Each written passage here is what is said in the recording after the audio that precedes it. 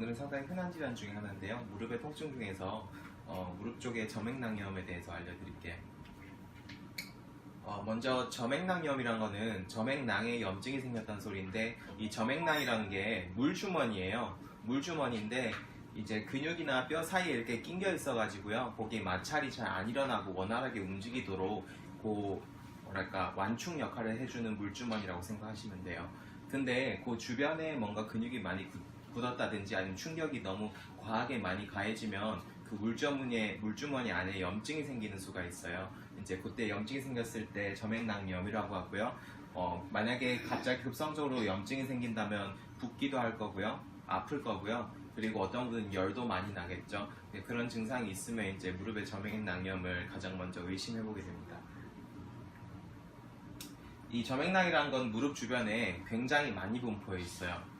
이쪽 슬개골을 중심으로 해서 요 위에 쪽도 있고요. 슬개골 바로 위쪽에도 하나 붙어 있고요. 슬개골 밑에도 요 겉이랑 속이랑 이렇게 하나씩 또 붙어 있고요. 이쪽에 아족 점액낭이라고 해서 요 무릎 안쪽에도 하나 있고요. 요 무릎 복근 뒤쪽 이런 데도 하나씩 있어요. 물주머니가 좀 많아야 무릎의 충격을 많이 완화시켜 줄 수가 있겠죠. 임상적으로 중요한 거는 이게 다 중요한 건 아니고 염증이 잘 생기는 것들이 있어요. 먼저 요 전슬개 점액낭이라고 해서 슬개골 바로 앞에 있는 거, 요거랑요 이제 심슬개하 점액낭, 또 천슬개하 점액낭이라고 하는데, 하여튼 요 슬개골 밑에 쪽에 있는 애들도 충격이 자주 가서 염증이 잘 생기게 되고요. 또 이쪽에 아족 점액낭이라고 하는데 요 무릎 안쪽에도 염증이 잘 생겨요. 그래서 요런 점액낭들의 염증이 잘 생기고, 만약에 이쪽에 점액낭에 염증이 생기면 적절히 빨리 치료해 주는 게 중요합니다. 먼저 전슬개 점액낭이에요. 만약에 이쪽에 염증이 생기면 무릎 앞쪽이 확 붓게 돼요. 염증이 생겼으니까. 그리고 뭐 심하면 열도 많이 나고 아프고 하겠죠. 주로는 무릎 꿇어서 많이 생활하시는 분들한테 잘 걸려요. 이제 우리 옛날에는 무릎 꿇어가지고 걸레질 많이 했죠. 그러면서 충격이 계속 과도하게 오다 보니까 이쪽에 염증이 생겨가지고 막 붓고 아프고 한 경우가 가장 흔하고요. 뭐 심하면 이렇게 많이 부어있을 때 이렇게 관절액을 좀 뽑기도 해요. 점액낭 쪽에 주사기를 꼽아가지고요, 이제 안쪽에 물이 차 있는 걸 좀 뽑아내는 거예요. 부종이 심할 때는 이렇게 하기도 합니다. 두 번째는 슬개하 점액낭염인데요. 요거는 슬개골 밑단에 있는 부분에 염증이 생긴 거예요. 주로 이것도 무릎 꿇어서 이런 자세로 오래 계시는 분들이 잘 생기고요. 이렇게 했을 때 이 슬개골 밑에 쪽에 충격이 많이 가게 되잖아요. 그래서 염증이 생기는 거고, 또 심한 경우에는 이렇게 밑에 쪽에서 물이 많이 차 있는 걸 좀 뽑아내기도 하고 그렇습니다. 네, 뽑아내면 말라요? 네, 뽑아내면 마른데 다시 차는 경우도 있죠. 네, 그리고 아족 점액낭이라고 있는데요. 요거는 무릎 안쪽에 있어요.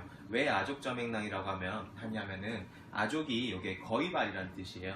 요 세 가지 근육이요, 봉공근, 박근, 반건양근이라고 하는데, 요 세 가지 근육이 이렇게 무릎 대퇴 안쪽부터 시작해서 무릎 안쪽으로 이렇게 붙게 돼 있어요. 그래서 이렇게 세 개가 이렇게 딱 붙어 있다 보니까 거의 발처럼 생겼죠. 그래서 아족이라고 하는데, 그 밑에 점액낭이 하나 있어요. 자그만한 게. 그래서 근육이 세 개나 있으니까 그만큼 마찰이 더 심하게 일어나겠죠. 마찰이 심하게 일어나면서 이쪽에 염증이 생겼을 때는 이제 아족 점액낭염이라고 하는 거죠.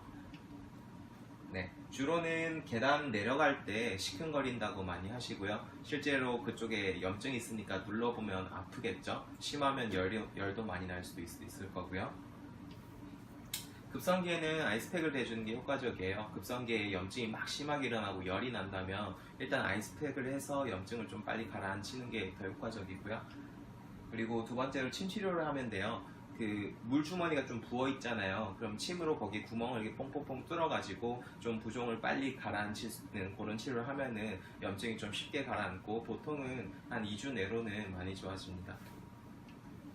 두 번째, 이제 급성적인 경우 말고 만성적으로 이런 게 잘 해결이 안 되는 분들도 있어요. 만성적으로 가게 되면 그쪽에 좀 부종을 더 빨리 빼기 위해서 주견 성분의 약침을 놔드리는데, 요거는 삼투압을 이용해서 그쪽에 부종을 좀 빨리 없애는 그런 효과가 있고요. 만성적인 경우에 이런 거 쓰면은 많이 좋아지신 분도 많죠. 네. 요 주변에 무릎 주변 근육의 긴장이 너무 심하면 당연히 마찰이 더 많이 일어나겠죠. 그래서 근육에 그 스트레칭을 좀 해서 긴장을 좀 완화시켜 주면은 이런 통증들이 더 많이 좋아질 수도 있어요. 그래서 이렇게 벽을 잡고 발목을 잡고 뒤로 이렇게 쭉 당기는 거예요. 이러면 요 앞쪽이 스트레칭이 많이 되겠죠. 이런 식으로 요 앞쪽도 스트레칭 해주고, 요건 뒤에 햄스트링을 스트레칭하는 방법인데요.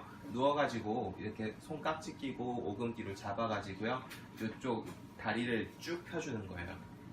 쭉 펴주면 이쪽이 많이 당기게 느껴지게 되는데, 그렇게 당기는 감각을 느끼면서 스트레칭을 쭉 해주시면 됩니다. 그리고 요거는 이렇게 바깥쪽을 스트레칭 해주는 방법이고요. 발을 이렇게 꼬아서 이렇게 늘려주면 바깥쪽이 스트레칭이 되겠죠. 또는 이쪽으로 벌려서 이렇게 하면 이 안쪽이 스트레칭이 되겠죠. 그래서 좀 더 당기시는 부분들이 있고 할 텐데, 스트레칭 하다 보면은 고개를 좀 중점적으로 쭉 늘려주는 운동을 많이 해주시면은 더 효과적입니다.